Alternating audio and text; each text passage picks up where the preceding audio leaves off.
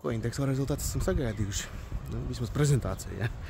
Un ļoti interesanti rezultāti. Es plašāk uzrakstīšu vēlāk investoru klubā, bet dažas fiksētas atziņas banku uztaisīt ir ļoti dārgi.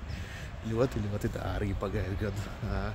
Lielākā daļa no zaudējumiem tieši bankas izveidas procesam, protams, tur personāls jāalgo, kamēr nav ienākumu no tā IT infrastruktūrā daudz jāinvestē. Tas ir ļoti dārgi.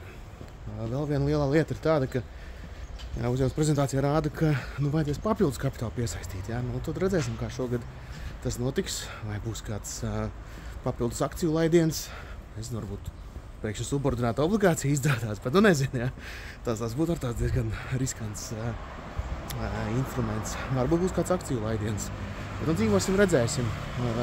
Forška prezentācijā ir ļoti daudz informācijas arī par to, kā viņi plāno un kas viņiem ir nepieciešams, lai viņi nonāktu līdz bezzaudējumu līmenim. Tas ir baigi svarīgi, ka viņi tā tiešā tekstā arī šo te pastāsta. Vienīgais jautājums, ko man gribētos vai pašām viņiem uzdot, vai varbūt kāds mums var nokomentēt ar to kapitālu, kas viņiem ir un potenciāli, ko viņi varētu piesaistīt vēl.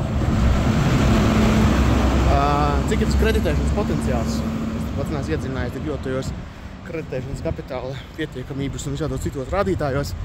Kas ir tas potenciāls? Cik var izdarīt?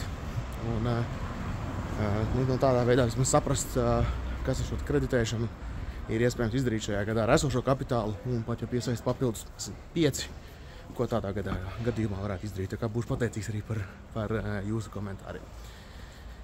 Foršu dienu visiem!